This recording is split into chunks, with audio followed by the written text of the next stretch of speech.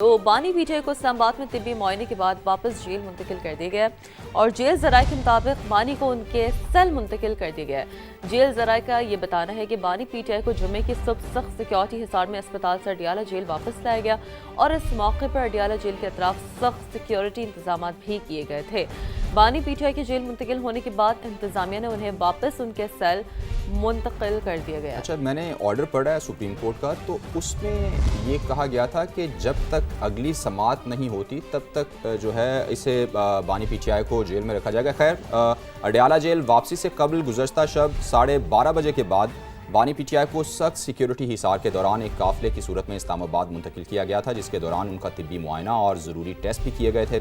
Jail سے اسپتال روانگی سے قبل ان کے ذاتی معالج ڈاکٹر فیصل سلطان اور بہن ڈاکٹر عظمیٰ بھی جیل پہنچے تھے۔ بانی پی ٹی آئی کو سپریم کورٹ کے احکامات پر اڈیالہ جیل سے اسپتال منتقل کر کے ان کا طبی معائنہ کیا گیا ہے۔ جی، اور ایک بڑے پن کا ایک مظاہرہ بھی ہے، ایک اسٹیٹمنٹ بھی سامنے آیا ہے، وہ بھی طارق فضل چودھری کے اسٹیٹمنٹ کی ہم بات کر رہے ہیں کہ بانی کو علاج کے لیے بیرون ملک بھی لے جانا چاہیں تو حکومت تعاون کرے گی۔ وفاقی وزیر طارق فضل چودھری کا سینٹ میں اظہار خیال اس موقع پر سامنے آیا۔ انہوں نے یہ بھی کہا کہ نظرثانی درخواست میں سپریم کورٹ سے رائے مانگی ہے کہ کیا یہ فیصلہ صرف ایک قیدی کے لیے ہے یا سب کے لیے ہے۔ سپریم کورٹ سے رجوع کرنے کا مقصد فیصلے کی توہین یا اس پر عمل درآمد میں رکاوٹ ڈالنا نہیں ہے۔ تو طارق فضل چودھری کی جانب سے یہ کہا گیا ہے، ان کا کیا کہنا تھا سینٹ میں اظہار خیال کرتے ہوئے، ذرا ناظرین کو سنواتے ہیں۔ کورٹ کے فیصلے پہ عمل درآمد کے حوالے سے آج بھی ہم قائم ہیں۔ جو رجوع کیا گیا ہے سپریم کورٹ آف پاکستان سے، وہ صرف اتنا ہے کہ کیا یہ فیصلہ صرف ایک قیدی کے لیے ہے یا for all times to come ہے۔ جو مروجہ قوانین ہیں اس میں جتنے سزا یافتہ لوگ جیلوں میں ہیں انہیں علاج کی سہولیات سرکاری اسپتالوں میں مہیا کی جاتی ہیں۔ لا آف دا لینڈ یہ ہے کہ اگر وہ سہولیات جو عمران خان صاحب کو چاہیے اگر وہ گورنمنٹ ہاسپٹل میں نہیں ہے تو گورنمنٹ پابند ہے اس بات کی کہ انہیں شفا بھیجیں، یا بیرون ملک جانا ہے وہ بھی فیصلہ ہو سکتا ہے۔ آئیں بیٹھ کر بات چیت کریں، یہ میں آپ کو نہیں کہہ رہا، یہ وزیر اعظم نے کہا ہے پی ٹی آئی کو۔ انہوں نے کہا ہے کہ معاملات کو طے کرتے ہیں، بات چیت سے ہی مسائل حل ہوں گے۔ وزیر اعظم پہلے بھی کئی دفعہ اپوزیشن کو یہ کہہ چکے ہیں، ایک بار پھر اپوزیشن کو وزیر اعظم نے مذاکرات کی دعوت دی ہے۔ انہوں نے کہا ہے کہ حزب اختلاف کے ساتھ بامقصد مذاکرات کے لیے تیار ہیں، لیکن تالی دونوں ہاتھوں سے بجتی ہے۔ یہ بہت اہم بات ہے کہ اگر ہم آگے بڑھ رہے ہیں تو آپ بھی تھوڑا سا آگے بڑھیں، اور تالی اگر ہم بجانا چاہ رہے ہیں تو آپ بھی اپنا ہاتھ آگے بڑھائیں، اور اب ان پر منحصر ہے کہ وہ کب تک میز پر آتے ہیں۔ وزیر اعظم شہباز شریف نے یہ پی ٹی آئی کو کوٹ کرتے ہوئے کہا ہے کہ ہم انہیں دعوت دے رہے ہیں، لیکن ان پر یہ منحصر ہے کہ وہ کب ہماری دعوت قبول کرتے ہیں۔ اچھا، یہ جیسچر ہمیں وزیر اعظم شہباز شریف کا ہمیشہ دکھا ہے، آلویز انہوں نے یہ بات کی ہے کہ بھئی ہم تو چاہتے ہیں کہ ٹیبل پر آ کر بات ہو، جو مذاکرات ہیں وہ ہو، اور پھر ظاہر ہم نے دیکھا کہ بعد میں بھی جب جوائنٹ سیشنز ہوتے رہے تو کس طرح سے وہ اپوزیشن کے باقاعدہ ڈیسک پر آ کر ان سے خود ملے ہیں۔ بہت بڑے پن کا مظاہرہ، and that's how the democratic system looks like. تو ذرا انسائٹس آپ کو دکھاتے ہیں وزیر اعظم شہباز شریف نے کیا کہا۔ اپوزیشن کے ساتھ میں نے ہمیشہ کہا کہ ہم بامقصد بات چیت کے لیے تیار ہیں۔ فلور آف دی ہاؤس پہ بھی میں نے کہا، کابینہ میں بھی کہا، آج پھر میں یہ بات دہرانا چاہتا ہوں، اس فورم سے اپوزیشن کو انوائٹ کرتا ہوں کہ وہ آئیں، بیٹھ کے بات کریں، معاملات ہیں ان کو بات چیت سے طے کریں تاکہ پاکستان کی معاشی ترقی اور جمہوریت کو ہم تقویت دے سکیں۔ مگر تالی دونوں ہاتھوں سے بجتی ہے۔ اب ان کے اوپر یہ منحصر ہے کہ وہ کتنی جلدی ایک کنسٹرکٹیو ڈائلاگ کے لیے تیار ہوتے ہیں۔ اچھا جی، تو یہ تھی ایک جانب پیشکش وزیر اعظم شہباز شریف کی، اور دوسری جانب chairman P T I barrister Gohar نے وزیر اعظم کی مذاکرات کی پیشکش کو ایک اچھا اقدام قرار دیا۔ کہا کہ ملک غیر یقینی صورتحال سے دوچار ہے، اچھی بات ہے گفتگو ہو، ڈائلاگ ہو، تاکہ سیاسی مسائل کا حل نکالا جا سکے۔ بیرسٹر گوہر کا کیا کہنا تھا، آپ کو سنواتے ہیں۔ یہ اچھی بات ہے اگر وزیر اعظم صاحب سٹیپ لے لیں اور یہ وقت ہے کہ اسٹیپ ایسے لیں تاکہ مذاکرات ہو, سیاسی مسائل کا سیاسی حل دو, پاکستان کو ہم اچھے ڈائریکشن میں لے کے جائیں, پاکستان کو لا اینڈ آرڈر کی سچویشن اور دہشت گردی سے ہم نکالے, پاکستان اس وقت جس طرح انسرٹنٹی کی سچویشن ہے اس کو نکالے, پاکستان کی دفاع کو مضبوط کرے, پاکستان کی جمہوریت کو ہم مضبوط کرے, پاکستان کی معیشت کو ہم مضبوط کرے. یہ تو جی سیاسی ملکی حالات تھے. انٹرنیشنلی کیا ہو رہا ہے اور خصوصاً مشرق وسطیٰ میں ایران اور امریکہ جنگ کی بات کریں, اس تناظر میں کیا ہو رہا ہے وہ ڈسکس کر لیتے ہیں. ایران کے ساتھ معاہدہ کرنا آسان نہیں ہے. کوئی نہیں جانتا کہ اس وقت ایران کی قیادت کون کر رہا ہے. امریکی صدر کی جانب سے یہ تنقید کی گئی ہے اور ایک طرح سے انہوں نے طعنہ بھی مارا ہے کہ کوئی نہیں جانتا کہ ایران کو لیڈ کون کر رہا ہے. مزید کہتے ہیں کہ ایرانی قیادت کو انہوں نے تباہ کر دیا ہے, ان کی بحری اور فضائی افواج بھی تباہ کر دی گئی ہیں. امریکی نائب صدر نے بھی دھمکی دے دی ہے اور انہوں نے کہا ہے کہ ایران کے خلاف فوجی آپریشن پر غور ہو سکتا ہے. اب ایران کو تیل و گیس کی تجارت میں رکاوٹ کی قیمت چکانا ہوگی. واشنگٹن ایران کے خلاف اقدامات جاری رکھے گا. تو امریکی صدر ڈونلڈ ٹرمپ جنہوں نے ایک بار پھر یہ کہا ہے کہ ایران کے ساتھ جو معاہدہ کرنا آسان نہیں ہے اور کوئی نہیں جانتا کہ اس وقت ایران کی قیادت کون کر رہا ہے. اچھا, اس سے پہلے بھی بعض اوقات جو ہے وہ یہ کہتے ہوئے پائے گئے ہیں کہ کون کر رہا ہے ایران کی قیادت, کیونکہ ہم نے ان کی قیادت کو تو مکمل طور پر ڈاؤن کر دیا ہے. تو اس طرح کی کچھ چیزیں جو کہ امریکی صدر ڈونلڈ ٹرمپ کہتے رہے ہیں, تنقید انہوں نے کی ہے. کہا کہ ایرانی قیادت کو تو ہم نے تباہ کر دیا, ان کی بحری فضائی افواج بھی ہم نے تباہ کر دی ہے.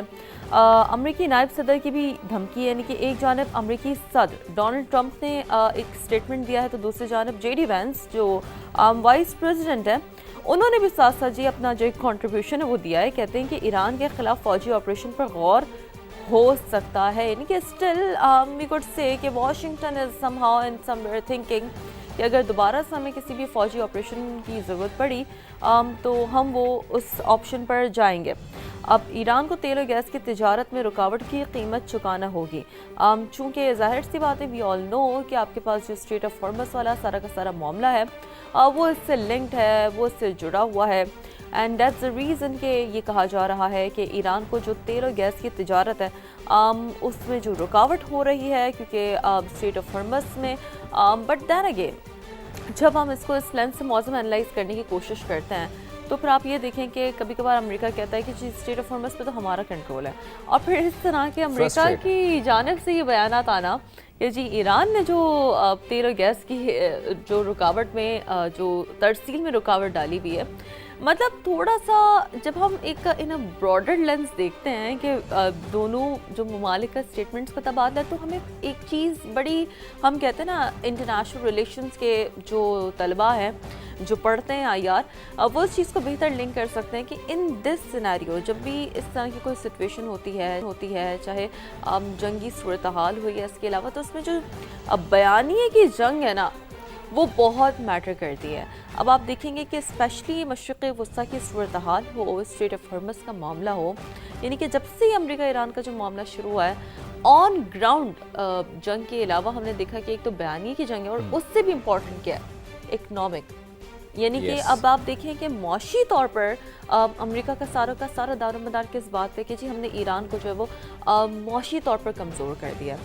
سو ان کے جو سارے اسٹیٹمنٹس ہیں وہ اس کے سینٹر. اب وہ یہ کہہ رہے ہیں کہ بلکہ کہہ نہیں رہے, وہ کام انہوں نے شروع بھی کر دیا ہے, چونکہ ایران پر اقتصادی دباؤ مزید بڑھاتے ہوئے نئی پابندیاں عائد کر دی ہیں. ایک تو پہلے سے ہی جو پابندیاں عائد تھیں, سینکشنز لگی ہوئی تھیں, اب وہ نئی اسے مزید بڑھاوا دیا جا رہا ہے. 21 شخصیات اور 16 کمپنیز پر پابندیاں عائد کی گئی ہیں اور امریکی محکمہ خزانہ کے مطابق کارروائی کا ہدف ایران کا خفیہ مالیاتی یا شیڈو بینکنگ نیٹ ورک ہے. یہ نیٹ ورک تیل کی برآمدات سے حاصل رقوم کی منتقلی میں مدد فراہم کرتا ہے. پابندیوں میں ایرانی بینک سے منسلک جبکہ فرنٹ کمپنیز ہیں اور ایکسچینج جو کمپنیز ہیں وہ بھی ان جو ہے جو پابندیاں لگائی گئی ہیں ان میں شامل ہیں. اچھا, یہ جو معاملہ ظاہر کہاں کھڑا ہے, چاہے وہ سینکشنز والا معاملہ ہو, چاہے وہ جے ڈی وینس کا یہ بیانیہ ہو کہ جی ہم جو ہے وہ کسی فوجی آپشنز پر غور کر سکتے ہیں, اس ساری چیزوں کو سمجھنے کے لیے کہ Washington is now what Washington is thinking, mood کیا واشنگٹن کا, ہم نے دعوت دی ہے. فیض رحمان صاحب ہیں, بہت شکریہ فیض صاحب, very senior analyst, thank you very much, آپ نے ہمارے لیے وقت نکالا. فیض صاحب कैसे देखते हैं आप ये सारे मामले को? अमेरिका और ईरान के दरमियान एक रिवायती जंग अब जाहिर है, आपने सवाल से पहले भी हमारे प्रोग्राम में बात की कि अब मौशी लड़ाई में बदलती हुई नज़र आ रही है। वी कैन डेफिनेटली सेफली से कि बदल चुकी है। तो अब हालात को किस तरफ जाता देख रहे हैं आप फैज साहब? देखिए, इसमें अगर हम एक सलीस ज़बान में बात करें तो असल ये तो इस वक्त नतीजा यही निकाला जा सकता है कि वॉशिंगटन में इस वक्त काफ़ी झुंझलाहट नज़र आती है आपको।